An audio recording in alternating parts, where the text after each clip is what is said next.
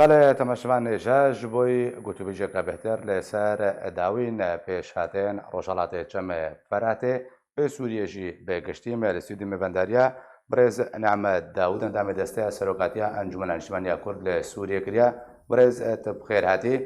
پێشوەچوونە سەر عەردێ یەن ڕۆژهەڵاتی چەمە فەراتێ ji dema ku êrişa Tirkiye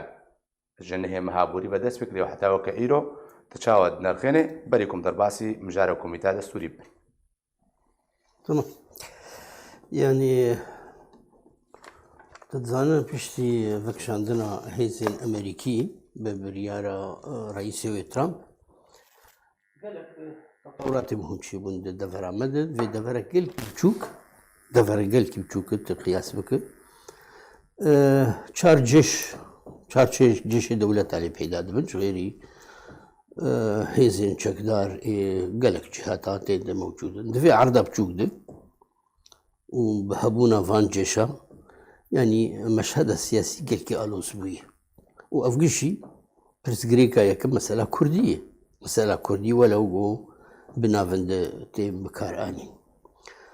û ji netecê wê jî êrîşa Tirkiye ji nihê meha daha de got êrîş kiriye 4000 kilometr navbera Serêkanê û Tirmispî hatî vegirtin bi seda hezar xelk koçber bûne kiryarên gelkî xerab divê deverê de derheqî hemû welatiyê vê deverê tê çi Kurd bin çi Ereb bin çi Siryan bin yanî bi rastî karîsetek insanî mezin hatiye meydanê li ber vê na يعني أولويات السياسات جارنا خفر دكن يعني نتيجة فان تطورات شيبونة للجماجي السياسات هناك أولويات النهتين ميداني أو أولويات نهي إيروتين ميداني وكأنا كسي وكأنا كسي وكرد يعني أمشي أنا كسي يعني تشتي جرينج إيروش مرتشية أم كاربن في إيريش راوستين بتمامي کاربن خلکی گو کوچبر بونه ام چهوا کاربن وگرین ناف مالیوان ام وان کریاری خراب شوان هزین گروپین چکدارو ای گو مرتزقید ناف وان دو ای يعني كاري خراب دكن فان كارا راوستين خلكي بأمان وگرين ماليوان و هري جرينتر هون دزانن يعني تيغوتنو تركيا لسر جدية انه تغييرك ديموغرافي بين بلد شيكل 2 مليون حتى 6 مليون لاجئين سوري ولا برا تركيان ولا تركيان دخوازن واندرباسي في دفيري بكن وافاجي توطين نافي توطين نخل فدقرنجي خو نخل كي دفيري فدقرنجي خو خل كي دفيري فدقرنجي خو تشتكي طبيعي حق ليه نخل كي دفيري نخل كي جدر دور الدنيا سوريان بزوري وانتين وتخوازن وان بينن وك معلومات هناك مالجي هاتن يعني جرابلو سيف تلين تركيا وهاتن اف توطينا قوتشيد بتغيير ديموغرافي خطر قالك مزنه وامو كرد وامو كنجمان على اشتبانيا كردي اولويات انها افهردو نقطه راوستاندنا البيشافي تغيير ديموغرافيك وراوستاندنا شهر خلف قرن مالي خو خورتي دي امن سركار بكن ايماشي يعني تزانه عسكريا تشتي يعني يعني حله عسكريه حلك فاشله وامتدنا قيمته انجامه حلك سياسي يعني دفي امسر قصدك دبلوماسي سر قصدك سياسي سر قصدك انساني امكاري خبر فرح بكن امكاري من تاثيرك لقر همو دولتين جو كاربن تاثير تشل جم دولتها تشل جم منظمات انسانيه تشل جم متحده حتى الجم تركاب الجم يعني حتى دولتي بمعني بخورتي في مساله امكاري من فان هر دو نقطه بكن امي قنشكي ملتي باشا برز نعمت برسك بردها مل تقول كو امكار لسروي چندتكن كو دو لاجئين سوري ين كو تركا فانا بدنا بقرنا مدري توطين وتغييرات ديموغرافية شنبه امريكا وروسيا كونها هردو دست طلادارن لروشلات جمع فراتي ويري بدن كو تركيا بمشروعها مشروع استيطاني لروشلات جمع فراتي بجينكي كو هردكا جلوبا كسك جيري بيغس حتى كو ايريش انجام داو 4000 متر نابرا سريكاني وغريسبي دا كونترول كر بجاكو ريدانا ايريش وريكرن وي ريل استيطاني بقرن بالنسبة فينا تدي خالن هنا ايجو فشارتي ندوان اتفاقات بلكي هاي مجيتنا بل تمام لي وك نشان ددن وەک ئەمریکانە نیشاندان وەک ڕوس نیشان دەدەن ئەم نەبوێڕەنە گۆ نە کەسێ دەڤەرێ ڤەگەر تەمام نە کەسێ دەڤەری بنوێژن ئەم نەپێڕن بەس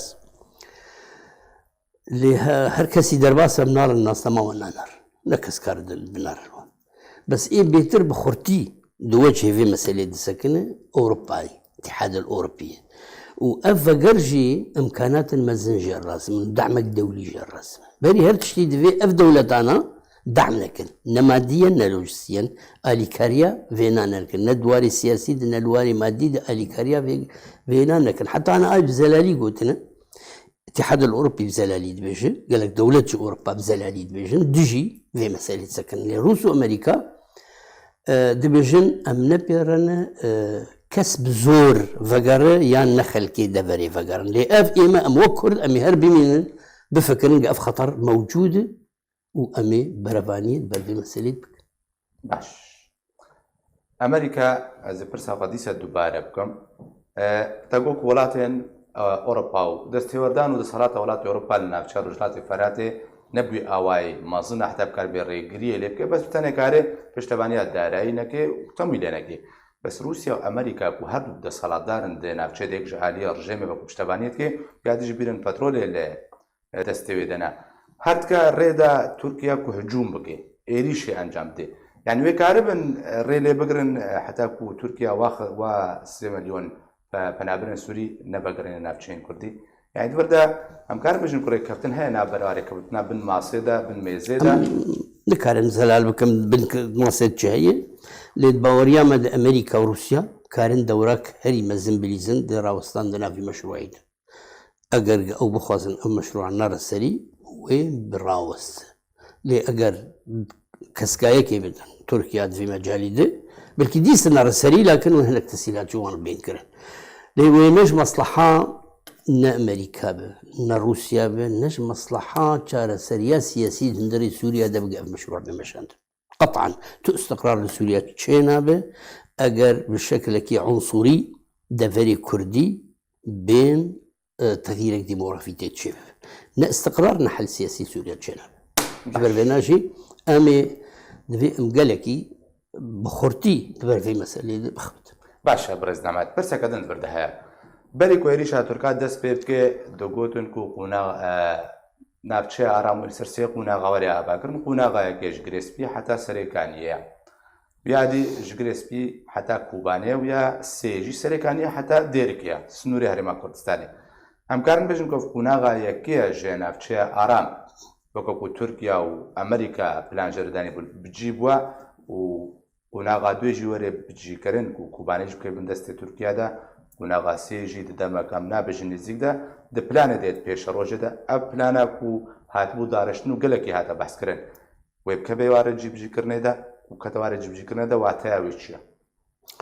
يعني بالنسبة لفان دفري آمن يكون نافلي تكرون كرن سي مرحلة أنا هناك تغيير تشبه يعني لوك خطاها تبوداني أف باش قرية تغيير ديموغرافي وتوطين أو تشتكي دنا يعني أبايا نج شو خطة وفلاني دفرة آمن أبايا تركيا في مسألة كأن اتفاق في مسألة تلعي وتوطين بري التوطين شبه دفي تهجير شبه أنا تهجير شيء أنا تهجير دفريد تهجير شيء تهجير يبدو شكله شيء تهجير خلق أنا باصدن جتر صار باصدان شونه تهجير هذا دوا أجنا في يدب تطهير عرقي دقي مستوى تطهير عرقي أو جي كتوارة قابد تنهي يعني مفهوم تطهير عرقي ده أجر كوش بريك بزور شيء ببد وتنهي الخلق فقرن دفري بزور تنهي الخلق فقرن جي بزور بلكي خلقي باركر بشتر صار نتيجة شر باركر بن لي بشتي شر ساكن خلقي فقرن جواري خو قبل تنهي الخلق فقرن جواري خو بزوري دكفواري تطهير عرقي انتو جنسك معين قومياك معين انت او باركرن ده وتنهي الفقرن جي خو افنا في تطهير عرقي يعني انا للسري كان يولد نهيلا خلق فقرن جواري خو يعني هشتن عائلاتي عربي فقرن بس عائلاتي كردي هشتن حتى عائلاتي عربي فقرن جي قافا فتقرن او فقر جيبون يا تحديد باجاري تنهي تم ترسو كشتن وتالان كرن هي او جفت قرن يعني قبل دفرتي فالا كرن مترسيا خنكي دبين تغيير ديموغرافي تشبه او مترسي زياده افضل بالنسبه ومنطقي بالنسبه لفريده مولو يعني قبل دريك سياسي بشر افدفري امن باتفاق بين كرش خو تهجير شنابه لا تهجير شنابه او ريكفتين جهاتن كرن حتى انها يعني بشكل كي بويج جسري كان حتى السينور يعني برنجكي اتفاق هاتي كرن بهوقاس كيلومتر ودوريات وان بمشن حتى هوقاس كيلومتر وقصدي باندامي خو بالاشكري خو بشكل جران جيفكشن اما نكسب نايش قصدي ونا بالاشكري جران رنجي اداري اخر افانا هين رنجي داوي جير جار سر نبوي ما يتقفتقو يا ناف برا فان دولة هذا واف دولة جي حتى انها يعني مشكلة ما مشكلة كردي ومسألة عسكري قلش في مسألة بفشارتين لسرهف يعني كاتا كردي هبونا فان لشكرا ضغطك هم بيل متكن هم بيل واندكن وهين دقفتقو وبازار هذا بري كدهر دمين دوانا كوكينا هر آليك بس حتى هر ولاتك يكون هذا وين أبتشيدها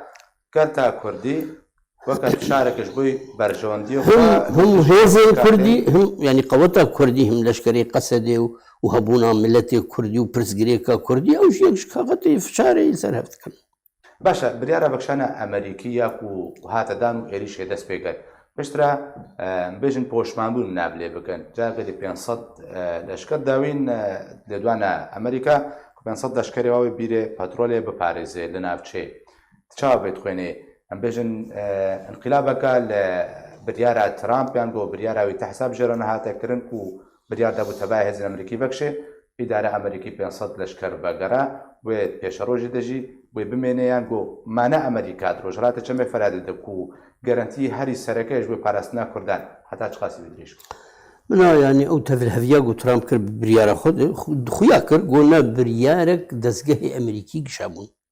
بريارة رئاسة أمريكا بريارة ترامبو بل ودزگه دوي جيجي هنا بنتاغون هي كونغرس هي وزارة خارجية هي آخر خويا بو قف بريار ناقشاي وديتن جو مصلحة أمريكية هجاندن للدفر يعني بريد قوتن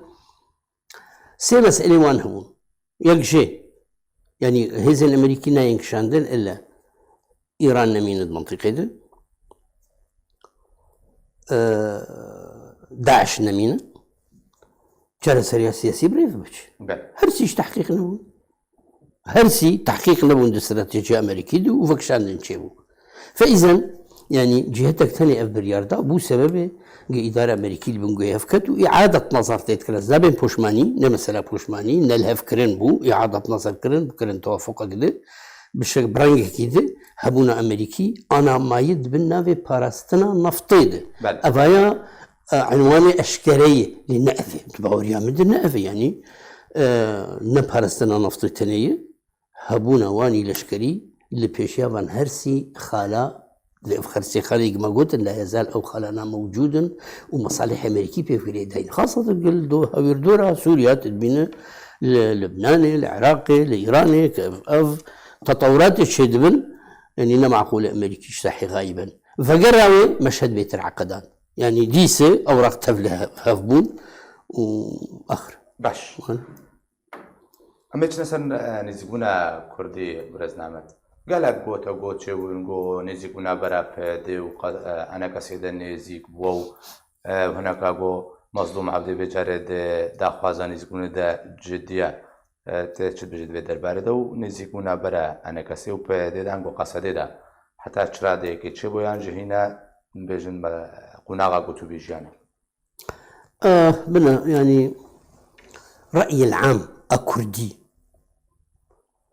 دخوازن إيرو يكرزيك كردي تشبل بيشتي فان بريني يقام كتني وفان كارثة بسري ملاتي مداتي تم دخوازا يكرزيت كن وأدبيجم كردك لدنيا هاد نافقوا سياسي كردها بيجي بيقومان يكرزي وتشتكي بيروس بهركز يوه بخوازا يكرزي تشبل لكن يكرزي جبوش يكريزي يعني يكريزي اگر نكارب اف يكريزي يا مصلحة ملتي ما بباريز او اهداف ملتي ما تحقيق بك يكريزي جبو حزبك معين يجبو ايديولوجيك معين يجبو سياستك معين نافيين يكريزي تمام يعني انا امقش زانن بيشي بيجم يعني اف مبادرة تشتكي باشا مبادرة مظلوم كوباني وانجواني بأريني لي فقراندي بدليل بر مهدودي ومهدور نقاش كرو واخر نهر تشجع على امر تيقول يعني قافن هنا في مسألة دي يعني قفتو قويك لسرفي لها امشي لسر تسكن المناقشة تكن لقطعا اف تشتيق هاتي سر ملتي ما تراجع كيد وضعي كردي دنا بيش كتنا كي تراجع كي عفرين شو انا مدبي مفقرن عفرين كان فقرن عفريني ايبا باش انت عفريني دون انا مدبي مفقرن سريكاني ما انا باش بريد سريكاني دون لا يعني تراجع كيد وضعي كردي كيبر برسيار دوي تراجع هند ام قاوا نقاش بكن يكريزيا كردي شكن النابي مشبو متاجري وامش خلكير بشن كي عايل وكي عايل برا وجي حقق الخلق صانبا لكن اما امي هفدور وقتي اموان هفدورين في نقطه الزلال بكن شما في تراجع شيبو كيبر برسيار دبرده شي سياسته هشت اف تراجع شيبه في او سياسه راوست لا حتى قوام كاربن سر خالجي سر بكن أما كرتي بيجم أنجمنا نشتباني كرد بأريني لفي مبادرين ري وأنجمن وقتم أم بيجن أم نبر برسيار بند فان كاري ستاد أما بابل كيولو نوا لي أمي بمسؤوليات خرابا قام شاوا كاربن برافانية برملتي خود بكن وأم شاوا كاربن يكريزيا أو أنا على الأقل يكهل وستيا موقفي السياسي كردي لازمه أمي بأريني انجمن ودوراخه براب بتفاصيل برابي يعني تشجمه بأمي بيبك اگرها او نزيك بون تشيبه الگوري پیشاتیان و اماجین کونا برا هر دو عدیادا اد بيجم يعني اگر هيفيها بنت او سياست انت بحث كريوي راوستن ام هيفي دكن ما يعني اگر هيفي ما تشكي تنبا اصلا ناكن ام هيفي دكن ام سركف كوميتا دستوري بريار بو كوميتا بچوكريجي ده و ايرو جبينيوخا لدار بخي لنا ده ونا ايرو لدار نخست رجمه مرجك داني بو وخا جبيني بخشا وتباش روبكارن سياسي دبيجن كو نویساندنا دستورێکی ژێ سووریێرە پێنگا بە هەر یەکەمەش بۆی چارەسەرکردنا کریزێ ئەv ئاستانگیên ku çêdibin li pêşiya komîteya destûrî çiwateyekê din bexşana rejêma Esed jê civînên komîtê çi şirovejêre tê kirin. Yani başlarya rejimê lejna destûrî de berê jî me got tiştekî baş bû gavek ber û pêş de bû. Lê her me got wê rejîm pirsgirêka deyne pêşiya kar û barê lejna destûrî wê pirsgirêka jêr çik dirêj bik. Dirêjkirinin ji salhê wê re tu dibîne aniha yani wad'ê rejîmê ev du sal ev salek ala leqel firde ber pêş der çi qasî dirêj bike jêr baş e ev reya me bû jî me digot wê pirsgirêka jêr peyda kir û îro pirsgirêka jêr peyda dike yani tiştekî îro tarh kiriye bi rastî tiştên siyasî ne karûbarê komîta destûrî wa tiştekî din lê tiştekî wê tarh kirî ana مثلا ارهابي ما مناقشه بكن مثلا ارهابي انه كوميتا دستوري مناقشه بكن مساله سياسيه بقى دي مناقشه كده يعني اف حجج قداتينا حججا دخواز وقت في درباسك ازي تشكي دي بيش كوميتا دستوري روناني اگر توافقك دولي تشينبا توافقك دولي تشينبا فان دولتي ايج خدي باندور برسكري كاسول بيشي روسيا وامريكا مجموعه سيتانا مجموعه جنيف اگر جارين نكرانا لسر لجنات دستوري ندهت ميداني تمام باش ايرو هات ميداني توافق دولي تشيبويه اگر راوستاندنا لجنات دستوري معناه انها كوكيك دولي هي معناه انها كوكيك دولي هي يعني نتوافق فان دولة او برسجريكي ناكوكيد نافوانده فيجي بكارتينن شبو هر طرفك ضبطي الطرفين دبكة يعني إيرو رجيم يقولوا كري معناه كسكايك سندي جوان دولتي خودي باندور حتى كفي برسجريكي حل بكن أو شيء مقابل بتشتكي ذهب يعني آخر داوي دفي اف دولتين خودي باندور دوراك اريني فعال بليزن حتى اف كوميتا دستوري بريبهر ما في كردان دوی کمیته دستوری دان کو دستوری نوی سوری د کو بیا ورن بیساندن كونو نرن كردان دونو نرتدنا وحتى شرا ديك بكارمن ما في كردان دستور ده بتشسبين تثبيت بك إما أموك أنجمان حتىش ما بين مبرفاني يمكن ما في كردي بيجي كرند في الدستوري ده سي مسألة أساسية هنا إما بالنسبة للدستوري يجي ناس ناما دولتي هوية دولتي شيء في هوية دولة دو ما في كرد ما في كرد بيكاتين دجي بس إيه كرد وإيه بيكاتين ده هذه مسألة ديمقراطية مسألة ديمقراطية معني المسألة ولا تجيش مسألة ديمقراطية أو جي إم بي معني أفانا أمي برافاني يمكن أفانا جيبكن يعني نرجيم مع الأسف بشك مزنج معارضجي بسك مزنج معارضجي خدي والذهنية شمولين والذهنية قوموية هنا دفكرن قوي نظامك بين سوريا سلطاكي بسلطاكي بدن قهرتن سلطاك بسلطاكي بقهرتن برزقريكا سوري حل نابه اف حفت صال 8 صال دخوين رجان دنيده بدستورك ولو بس سلطاكي بسلطاكي بقرن شارع سريع سياسي يعني نابه شارع سريع وضعي السوري اگر هركس دسوريا دنجي ما في خوي روا قالك سباس جبوي بريز نعمة داود عندما دستي سلوكاتي عن جملة نشمانيا كرد سوريا كل قرن بيقالك سباس